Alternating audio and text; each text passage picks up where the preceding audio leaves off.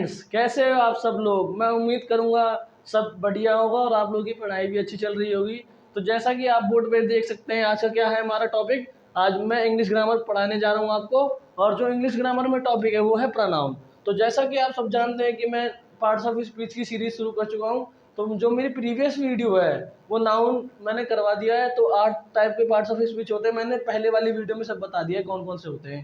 तो जिसमें से फर्स्ट नाउन तो मैंने कंप्लीट करवा दिया है। अब उसी के उसमें मैं अब प्रोनाउन करवाने जाऊंगा। जो हमारा नेक्स्ट पार्ट है वो है प्रोनाउन।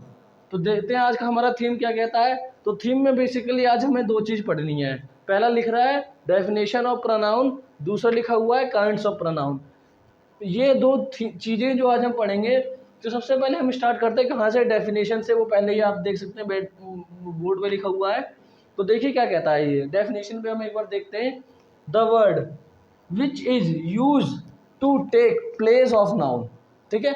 हम अब मैं आप लोगों से बस एक यही रिक्वेस्ट करूंगा ना कि ये आपको वीडियो रटनी नहीं है, इसको देखो समझो। किसी भी प्रकार का डाउट हो तो कमेंट करो, मैं पहले ही आपको बता देता हूँ, क्योंकि हमें रटना नहीं है। क्योंकि क्या होता है, ये सारी चीज़ें हम 3rd 4th क्लास से पढ़ते हुए आते हैं, लेकिन पढ़ते नहीं, हम उसको रटते हैं। और रटी हुई चीज़ें जल्दी से हम याद भी हो जाती है, उससे भूल भी जाते हैं। तो इसलिए मैं आपसे लोगों से रिक्वेस्ट करूँगा कि प्लीज़ आप एक बार इसको समझने की कोशिश करिए।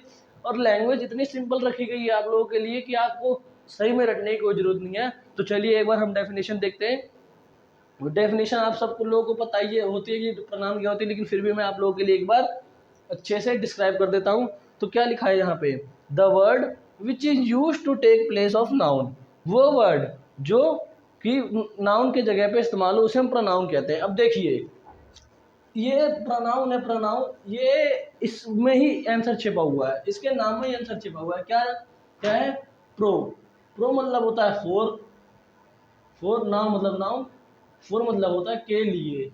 ठीक है, के लिए, नाउन के लिए। सिंपल, कोई टफ वाली बात नहीं थी। ये डेफिनेशन आपको याद नहीं हो रही तो कोई दिक्कत नहीं, रटने की कोई जरूरत नहीं है। बस आप लोग ये याद रख लो कि प्रोनाउन मतलब क्या होता है। प्रो मतलब फॉर, नाउन मतलब नाउन, मतलब वो शब्द जो संज्ञा के लिए, संज्ञा के लिए या उसके स्थान पर प्रयोग किए जाते हैं, उसे हम क्या कहते हैं, प्रोनाउन बेसिकली। और मैं आपको इसका एक और यूज होता है। अब आप पूछोगे कि सर जो हम ये पढ़ रहे हैं इसका क्या इस्तेमाल है, क्या बिना बाद में प्रोनाउन पढ़ा रहे हो, आप पहले से ही पढ़ते आ रहे हैं, अभी भी पढ़ रहे हैं, तो क्यों क्यों जरूरत पड़ी इसकी पढ़ने की। आखिरकार प्रोनाउन नाम की चीज़ दुनिया में है ही क्यों। तो मैं बताता हूँ दुनिया में क्यों है। एक एग्जांपल देके, जैसे मान लीजिए मैंने एग्जांपल दिया कि Shalu is a good girl, Shalu is play, Shalu is love to play guitar, Shalu stood first in the class. तो शालू शालू कितनी बार हो गया, बहुत बार हो गया। तो इससे क्या होगा, मन इरिटेट हो जाता है। ठीक है, तो हम क्या करते हैं, किसी वर्ड या किसी नाम को रिपीट होने से बचाने के लिए प्रोनाउन का इस्तेमाल करते हैं। तो दूसरा पॉइंट ये होता है हमारा, एक बार देख लीजिए आप लोग। It is used, it is used to avoid repetition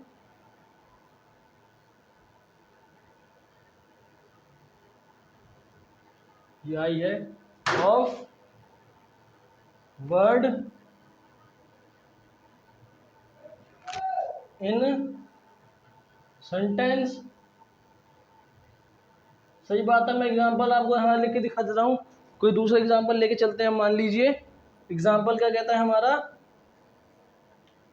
Mohan is good boy. ठीक है, ये क्या हुआ, मोहन तो हो गया नाउन, क्योंकि नाउन मोहन क्या है, नाम है। मोहन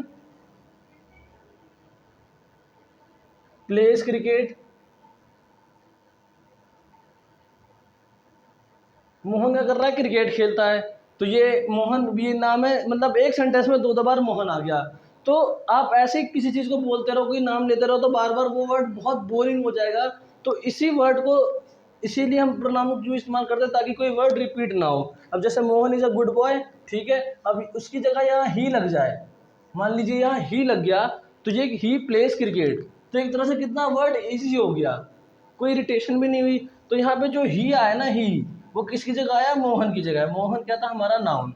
ठीक है, और ही क्या है, प्रोनाउन। तो बस बेसिकली यही फंडा होता है प्रोनाउन का, वो शब्द जो संज्ञा के स्थान में प्रयोग होते हों, और प्रोनाउन का इस्तेमाल हम इसीलिए करते हैं कि वो किसी सेंटेंस में कोई वर्ड बार बार रिपीट ना हो, इसीलिए हम प्रोनाउन का इस्तेमाल करते हैं। मैं उम्मीद करूंगा कि डेफिनेशन में किसी प्रकार की कोई प्रॉब्लम नहीं होगी आपको। आप एक बार प्लीज़ गो थ्रू कर लीजिए, जैसा हो आप एक बार इसको पढ़ लीजिए या फिर स्क्रीनशॉट ले लीजिए। अब मैं उम्मीद करूंगा आपको याद हो गया होगा, कोई ज़्यादा दिक्कत की बात होगी नहीं। आप एक बार स्क्रीनशॉट ले लीजिए।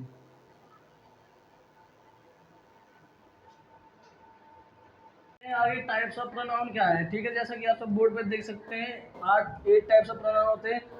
कई बार ना किसी किसी बुक्स में मैंने देखा 7 होते हैं, किसी किसी में 9 10, किसी किसी में। तो बेसिकली ये 8 टाइप्स ऑफ नाउन है ना, वो ठीक है।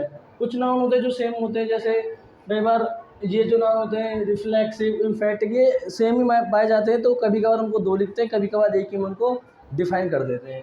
तो आज हम 8 प्रोनाउन, जो 8 टाइप्स ऑफ प्रोनाउन है उसके बारे में पढ़ने जाएंगे। तो सबसे पहला हमारा क्या है, पर्सनल प्रोनाउन। तो मैं पर्सनल प्रोनाउन की एक बार डेफिनेशन लिख देता हूँ। नाम देख लो आप क्या लिख रहा है यहाँ पे, बस पर्सनल। पर्सनल मतलब क्या होता है, जो चीज़ हमारी हो, ठीक है। तो वही डेफिनेशन है ये, pronoun, pronoun which is used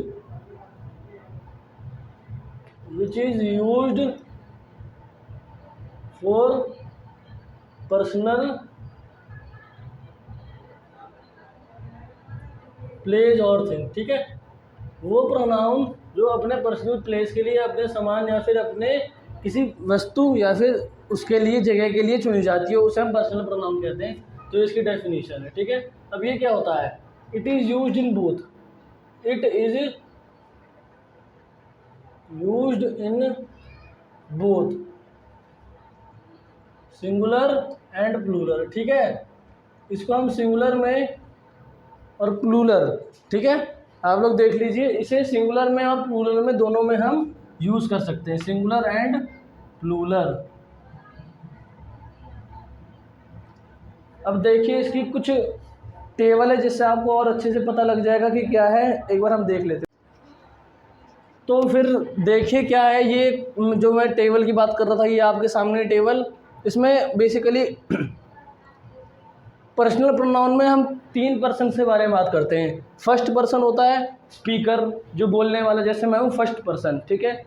second person होता है सुनने वाला, जो आप सुन रहे हो, मैं बोल रहा हूँ और आप सुन रहे हो, तो जो सेकंड पर्सन होता है वो होता है लिसनर। थर्ड पर्सन वो हो रहा है जिसके बारे में हम बात कर रहे हो। मान लो आपको एक फ्रेंड है, आप लोग दोनों बात कर रहे हो किसी तीसरे फ्रेंड के बारे में, जो तीसरा फ्रेंड होगा ना आपका, वो क्या होगा, थर्ड पर्सन। सिंपल, कोई टफ है नहीं। फर्स्ट पर्सन होता है अपना बोलने वाला, listener, sorry speaker. Second person होता है सुनने वाला, लिसनर। और थर्ड पर्सन होता है जिसके बारे में बात की जा रही हो, ठीक है। अब ये देखिए क्या लिख रहा है, ये नॉमिनेटिव केस। अब ये सर, ये नॉमिनेटिव केस होता क्या है, केस मतलब क्या होता है, तो मैं बताता हूँ। नॉमिनेटिव मतलब होता है सब्जेक्टिव, सब्जेक्टिव, ठीक है। किसी प्रकार की कोई कन्फ्यूजन नहीं रही, मैं उम्मीद करूँगा नहीं होगी। सब्जेक्टिव और ऑब्जेक्टिव आपको पता ही है। अब देखिए, सिंगुलर प्लूरल, सिंगुलर फिर प्लूरल, ठीक है। फर्स्ट पर्सन में आप देखिए नॉमिनेटिव केस क्या होता है, फर्स्ट पर्सन आई, मैं बोल रहा हूँ, तो प्लूरल में क्या हो गया, नॉमिनेटिव केस में वी।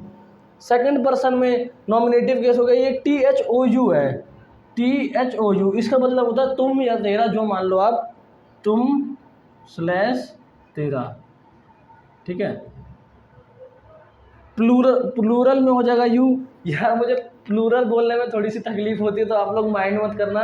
बाकी कोई प्रॉब्लम हो तो कमेंट सेक्शन में लिख के, तो थोड़ी सी टंग ट्विस्टर हो जाता है मेरे साथ जब मैं प्लूरल बोलता हूँ ना, वो तो कोई बात नहीं, देख लेंगे हम आगे।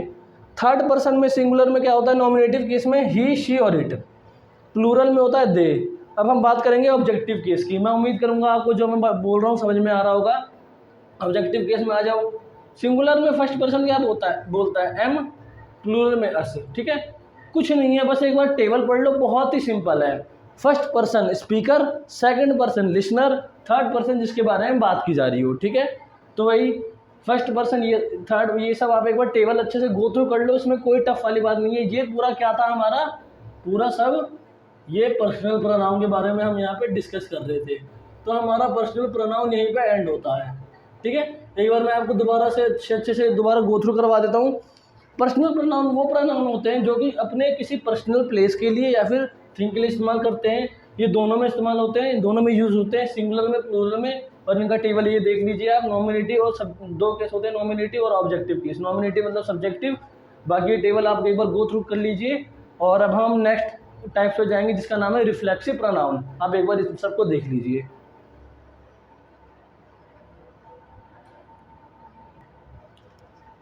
तो मैं उम्मीद करूंगा आपको पर्सनल प्रोनाउन अच्छे से समझ में आ गया होगा। अब हम अपने दूसरे टाइप्स पे चलते हैं। क्या है रिफ्लेक्सिव प्रोनाउन? रिफ्लेक्ट आपको पता ये क्या है? रिफ्लेक्ट मतलब कोई चीज़ वापस जाके टकरा के आती है, उसे हम रिफ्लेक्ट कहते हैं। तो वैसे इसमें होगा, क्या होता है reflective pronoun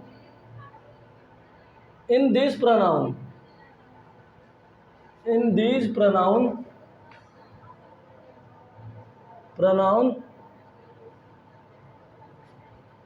the action is done by subject reflects itself। ठीक है, itself। ठीक है, ये देखिए क्या लिखा है मैंने, in this pronoun the action is done by subject reflects itself. Reflexive pronoun में जो कर्ता द्वारा काम करा गया है वो उस पर ही रिफ्लेक्ट करता है, मतलब उसकी वो मतलब बेसिकली काम करने का फोकस उस पर होता है। फोकस मान लीजिए, मतलब जो काम करा गया है उसका फोकस कर्ता पे होता है। ठीक है, अब इसमें कुछ और चीज़ें नोट करने वाली बात है। नोट,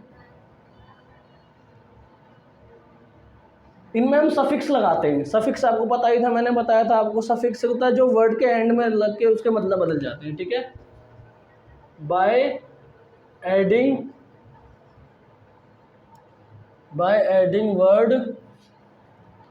सफिक्स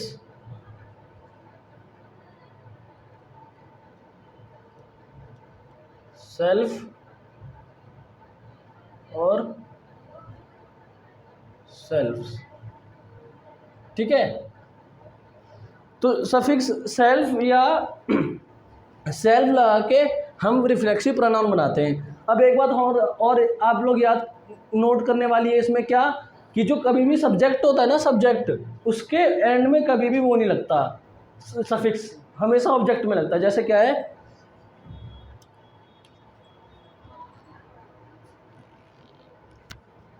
एग्जाम्पल देख लीजिए आप,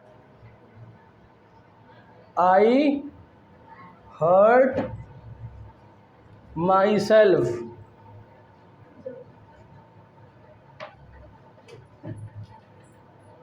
ठीक है, मैंने अपने आप को चोट पहुंचा ली, मतलब कि जो काम करा उसने, जो उसने एक्शन करी, उसका रिजल्ट क्या हुआ, उसको चोट लग गई।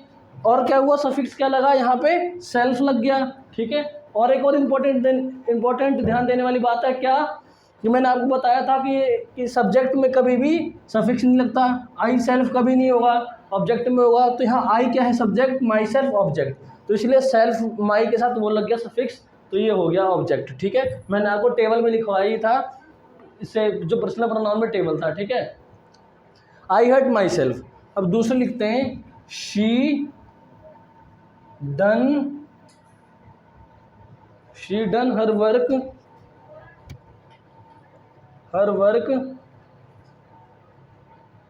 Her self. ठीक है, उसने अपना काम खुद से करा। अब देखिए, जो सेल्फ होता है, सेल्फ हमेशा सिंगुलर के साथ लगता है, और जो सेल्फ होता है वो प्लूरल के साथ लगता है। ठीक है, तो मैं उम्मीद करूंगा ये रिफ्लेक्सिव प्रोनाउन आपको समझ में हो गया होगा। बेसिकली इसमें क्या है, जो काम करता है सब्जेक्ट उसका फोकस उसी पे होता है। जैसे, और ये तो इसकी डेफिनेशन हो गई, in this pronoun the action is done by subject reflect itself. कुछ इसके इंपॉर्टेंट नोट्स है, जैसे सफिक्स, जब इसके सफिक्स लगा देते हैं ना, तो सफिक्स सेल्फ या सेल्फ लगाने के बाद इसका मतलब चेंज हो जाता है। और ये भी मैंने बताया था कि कभी भी सब्जेक्ट में सफिक्स नहीं लगता, हमेशा ऑब्जेक्टिव केस में हम सफिक्स लगाते हैं। ठीक है, सफिक्स लगाते हैं। और ये कुछ एग्जांपल्स थे, मैं उम्मीद करूँगा आपको रिफ्लेक्सिव प्रोनाउन अच्छे से आ गए होंगे। आप एक बार गो थ्रू हो जाइए, कोई रटने की ज़रूरत नहीं है। और मैं आप लोगों से एक हम्बल रिक्वेस्ट कर रहा हूँ कि प्लीज़ कोई भी शिकायत हो वीडियो से रिलेटेड प्लीज़ कमेंट करो आप लोग, हमें बहुत अच्छा लगता है, हमें इम्प्रूवमेंट करने का मौका मिलता है।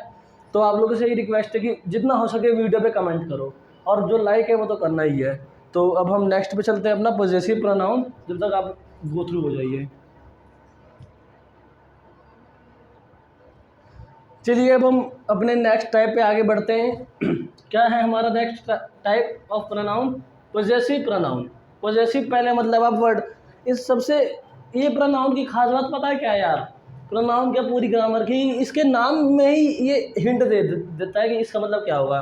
पर्सनल हो ही गया, रिफ्लेक्सिव मतलब हो गया, पॉजेसिव। पहले तो आप ये जानो पॉजेसिव मतलब होता क्या है।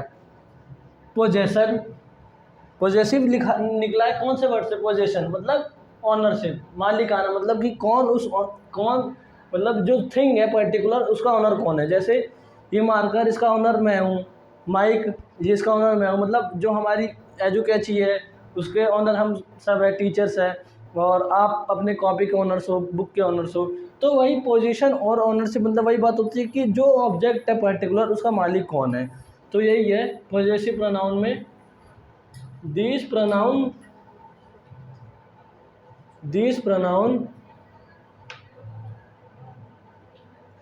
shows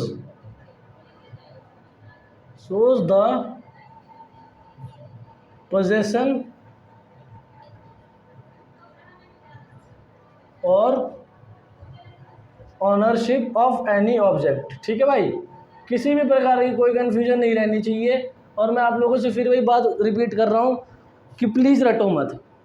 बेशक आपको देर से समझ में आए, लेट समझ में आए, लेकिन रटो मत, क्योंकि रटने वाली चीज़ बहुत जल्दी हम भूलते हैं, और उसके कंपैरिजन में हम जो चीज़ अच्छे से याद कर लेते हैं, रिमेंबर कर लेते हैं, अंडरस्टैंड कर लेते हैं, उसको हम लाइफ टाइम तक अपने साथ लेके चल सकते हैं। तो वही बात है, पॉजेसिव प्रोनाउन क्या होती है? The pronoun, this pronoun shows the possession और ownership of any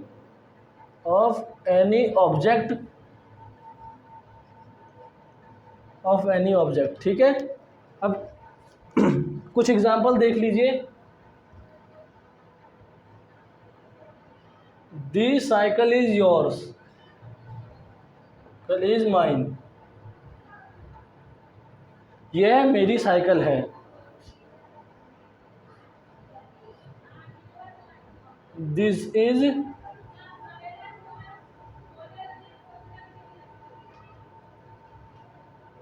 your house, यह है तुम्हारा घर है। ठीक है, तो ये जो माइन हो गया, योर हो गया, जो चीज़ बेसिकली पोजीशन दिखाए, ऑनरशिप दिखाए किसी भी चीज़ की, उसे हम क्या कहते हैं? Possessive pronoun. अब जैसे आप लोग याद करो, पर्सनल प्रोनाउन में एक टेबल बनी थी, वैसे ही एक टेबल, थोड़ी सी टेबल मैं इसमें बनाऊंगा ताकि आपको इसके जो सिंगुलर और प्लूरल है, सब्जेक्टिव और ऑब्जेक्टिव केस है, वो आपको समझ में आ जाए। लेकिन पहले तो आप ये देख लीजिए इसकी पर्टिकुलर डेफिनेशन, उसके बाद डेफिनेशन बनाएंगे। ओके, सॉरी, टेबल बनाएंगे। तो एक बार टेबल देख लेते हैं क्या कहता है टेबल पॉजेसिव प्रोनाउन का। पर्सन, वही पर्सन, तीन ही पर्सन होते हैं, first second third. First person मैंने आपको बताया था पर्सनल प्रोनाउन में, एक बार दोबारा रिवाइज करवा दे रहा हूँ। फर्स्ट पर्सन होता है बोलने वाला, speaker. Second person is listener, जो हमारी बात सुनता है। थर्ड पर्सन जिसके बारे में बात की जा रही हो, सिंपल। सिंगुलर, प्लूरल, माई और माइन। सिंगुलर में क्या लगेगा फर्स्ट पर्सन के साथ? माई और माइन। योर, योर्स प्लूरल में। सेकंड पर्सन में आ जाओ आप, THY, मैंने आपको बताया था THY और उधर TH होगी, मतलब होगा तुम्हारा या तुम। ठीक है, तो इसका होगा योर या योर्स। थर्ड पर्सन में होगा, थर्ड पर्सन में जो हमारा सिंगुलर केस है वो क्या बोलता है? हिज, हर। और वो प्लूरल में जाके कैसे कन्वर्ट हो जाएगा? देम और देयर। तो ये बेसिकली क्या थे? टेबल थे किसके? पॉजेसिव केस के। मैं चाहूँगा पर्टिकुलर आप इसको स्क्रीनशॉट ले लो, क्योंकि कभी कभार टेबल हम रिमेंबर नहीं कर पाते हैं, या तो फिर आप लिख लो या स्क्रीनशॉट ले लो, मैं आपको थोड़ी टाइम दे देता हूँ जब तक। अब आप बाकी प्रोनाउन देखिए। अब हम बात करते हैं इनडेफिनाइट प्रोनाउन की। ठीक है, और demonstrative pronoun, distributive pronoun. Table की आप, मैं चाहूँगा स्क्रीनशॉट ले लो ताकि हम नेक्स्ट को करवा सकें, नेक्स्ट पार्ट पे आ सकें।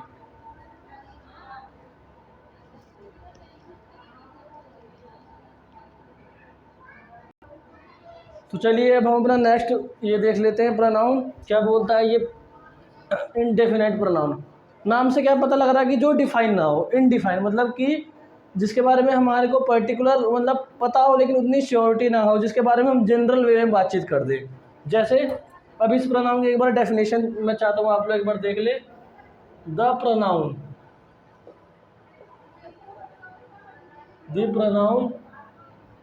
used to point out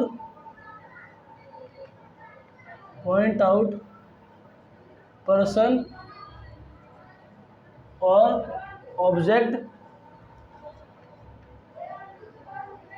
object in general way, ठीक है। क्या लग गया? जनरल वे। जनरल वे मतलब होता है आम तौर पे जो बातचीत की भाषा होती है, मतलब जिसके बारे में श्योरिटी ना हो। अब एक बार मैं चाहूँगा एग्जांपल दे के समझे। जैसे नोबडी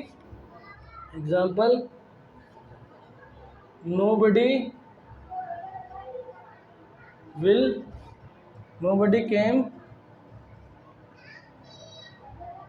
फॉर माई हेल्प। कोई भी मेरी सहायता करने के लिए नहीं आया। अब यहाँ पे नोबडी मतलब कि किसी के बारे में किसी पर्टिकुलर चीज़ का नाम नहीं लिया जा रहा, वो पर्टिकुलर ग्रुप का नाम लिया जा रहा है कि वहाँ जितने भी लोग थे कोई भी मेरी मदद करने के लिए नहीं पहुँचा। तो इसका मतलब क्या हुआ कि हम किसी भी पर्टिकुलर चीज़ के बारे में बात नहीं कर रहे, ऐसे ही किसी जनरल वे में कोई बात बता रहे हैं, ठीक है। इसको मैंने इनडेफिनाइट प्रोनाउन मतलब जिसकी कोई डेफिनेशन ना हो। दूसरा आप देख के समझिए, थोड़ी ये गलत हो गया है। वन मस्ट डू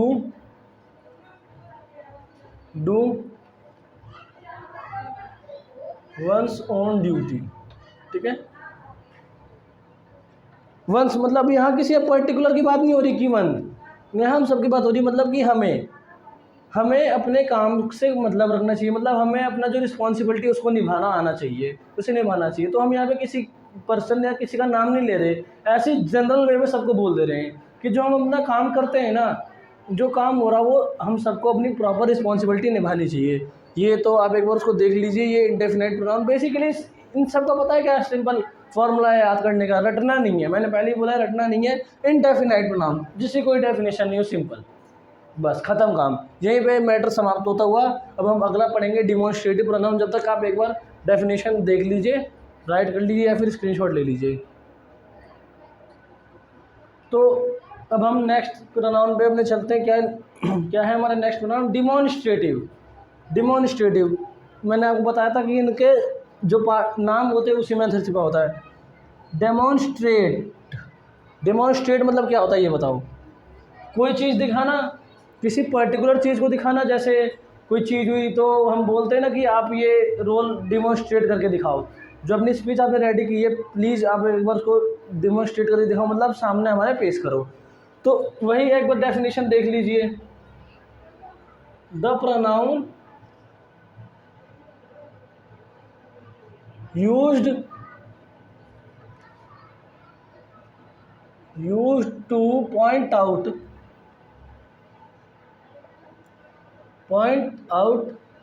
particular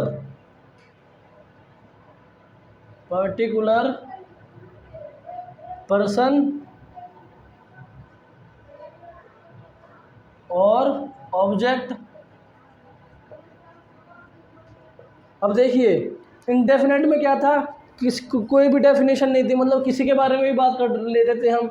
लेकिन इसमें क्या था, ये प्रोनाउन ऐसा है जिसमें हम किसी पर्टिकुलर किसी स्पेशल पर्सन या ऑब्जेक्ट के बारे में बात करेंगे। जैसे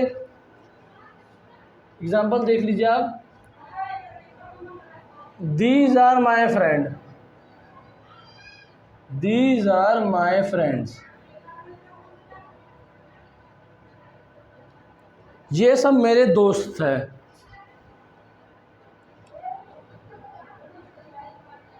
those boy will participate in competition.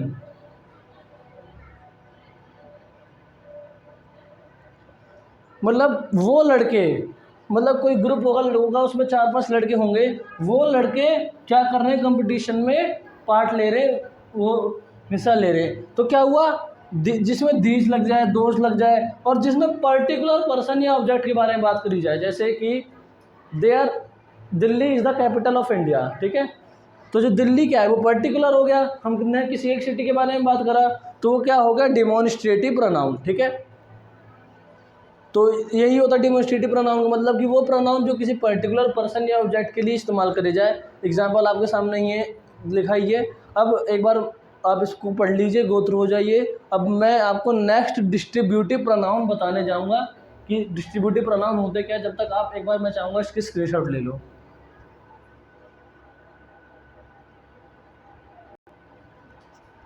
तो अब हम नेक्स्ट पे चलेंगे, अपने नेक्स्ट पार्ट ऑफ प्रोनाउन पे क्या कह रहा है, डिस्ट्रीब्यूटिव प्रोनाउन। डिस्ट्रीब्यूटिव, डिस्ट्रीब्यूट करना, डिस्ट्रीब्यूट मतलब क्या करना होता है, बांटना, किसी चीज़ को बांटना। तो हम बांटते कैसे हैं, एक एक आदमी के हाथ में देते थे। जैसे मान लीजिए कई भंडारा हो रहा है, भंडारा एक हम भारतीय युवाओं के बीच में एक बहुत पॉपुलर इवेंट है, तो मैं भंडारे का नाम ले दूँगा ताकि आप सब अपने डेली ज़िंदगी के साथ उसे जोड़ सको।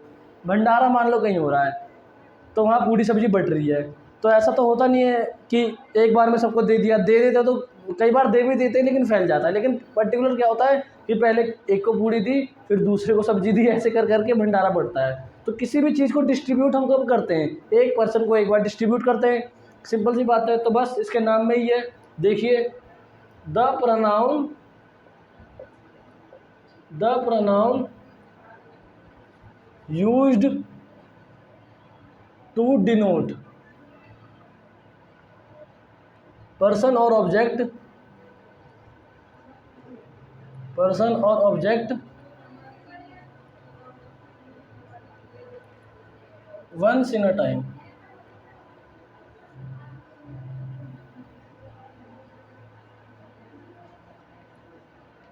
ठीक है। मतलब किसी एक समय में किसी भी व्यक्ति या फिर जगह के बारे में बात हो रही हो, वो क्या हो गया, हमारी डिस्ट्रीब्यूटिव प्रोनाउन। अब इसमें एक नोट लिखवा देता हूँ मैं। नोट क्या है इसका, it is always used in singular, हमेशा सिंगुलर में यूज होता है। It is always, always used in singular, ठीक है।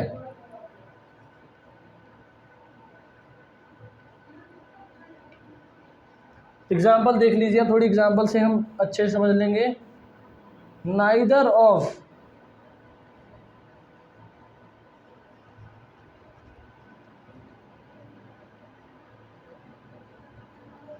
Neither of them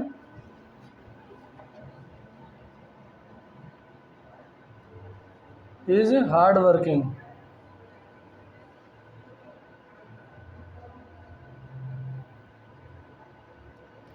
neither of them is hard working, उनमें से कोई भी मेहनती नहीं है। उनमें से कोई भी, ग्रुप हो गया, उसमें से कोई एक सिंगल भी है ना, वो भी हार्ड वर्किंग नहीं है। ये हो गया इसका एग्जांपल। तो क्या बात की करी गई इसमें कि जो डिस्ट्रीब्यूटिव प्रोनाउन होता है ना, उसमें किसी भी एक टाइम पे, किसी भी समय, किसी भी टाइम पे किसी एक पर्सन या ऑब्जेक्ट के बारे में बात करी जाती हो, और ये कभी भी, it is always used in singular, ये हमेशा सिंगुलर में इस्तेमाल होते हैं। ये आप एक बार डिस्ट्रीब्यूटिव प्रोनाउन का देख लीजिए। फिर हमारे बस दो बच गए, रिलेटिव और इंटरोगेटिव। एक बार मैं इनको भी ख़त्म करवा दूंगा, फिर हमारा प्रोनाउन का कॉन्सेप्ट क्लियर। एक बार आप इसको डिस्ट्रीब्यूटिव को देख लीजिए, स्क्रीनशॉट ले लीजिए इसकी।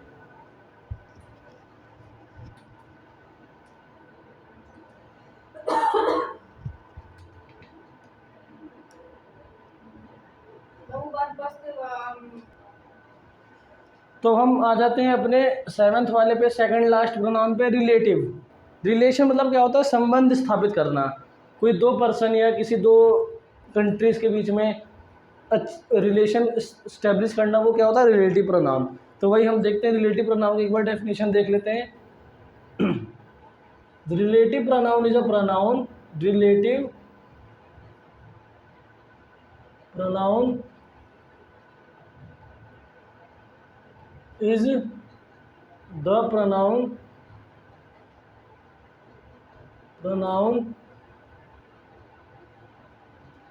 that joins द phrases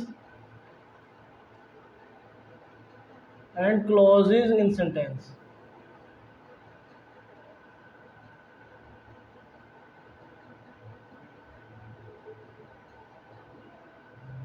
ठीक है। रिलेटिव प्रोनाउन वो प्रोनाउन होते हैं ना जो सेंटेंस में जो फ्रेज और क्लॉज होते हैं उसको जो ज्वाइन करते हैं उसे हम क्या कहेंगे, रिलेटिव प्रोनाउन। अब फ्रेज क्लॉज क्या है, आपसे मैं रिक्वेस्ट करूंगा कि चैनल पे जाके नाउन वाली वीडियो देखें, उसमें मैंने अच्छे से फ्रेज और क्लॉज समझा रखा है, देखिए आपको तुरंत समझ में आ जाएगा। तो रिलेटिव प्रोनाउन वो प्रोनाउन होते हैं जो क्या करते हैं, सेंटेंस में जो फ्रेज और क्लॉज होते हैं उनको जोड़ते हैं। एग्जाम्पल से समझाता हूँ मैं। She is a girl who won the competition।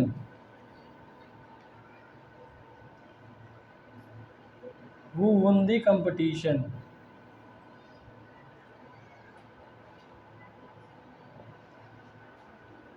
the book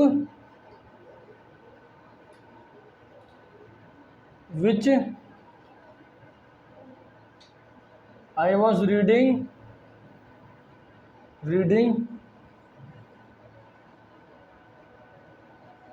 is not mine।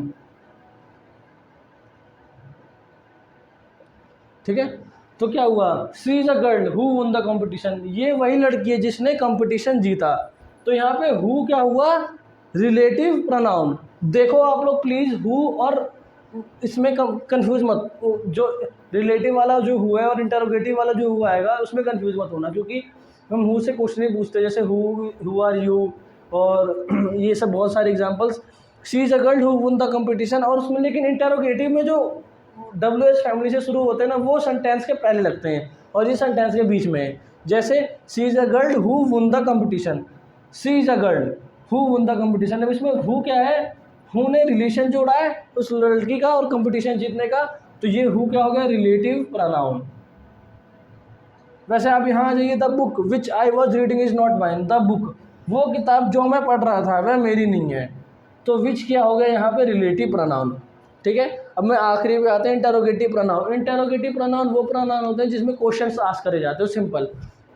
Interrogative से कुछ भी आ जाए, नाउन, प्रोनाउन, एडजेक्टिव, वर्ब, कुछ भी आ जाए, XYZ। इंटरोगेटिव मतलब होता है सिंपल क्वेश्चन पूछना, तो वो प्रोनाउन जिसमें क्वेश्चन पूछे जाते हैं उसको हम कहते हैं इंटरोगेटिव प्रोनाउन। ठीक है। और ये WH फैमिली से स्टार्ट होते हैं, जैसे व्हाट इज़ योर नेम और वेयर आर यू गोइंग। लेकिन जो इसमें WH फैमिली वाले होते हैं ना वो सेंटेंस के पहले लगते हैं सबसे स्टार्टिंग में, और जो इस ये वाला होता है रिलेटिव प्रोनाउन उसके बीच में लगते हैं। तो प्लीज़ आप इस पर कन्फ्यूज मत होइए। और इसी के साथ हमारा प्रोनाउन क्या है ख़त्म होता हुआ। मैं उम्मीद करूंगा कि आपको प्रोनाउन समझने में किसी भी प्रकार की कोई दिक्कत नहीं आई होगी, और आई भी होगी तो प्लीज़ कमेंट में आप अपना एक्सपीरियंस शेयर करें कैसा लगा, और पढ़ते रहें, अपना ख्याल रखें। जय हिंद।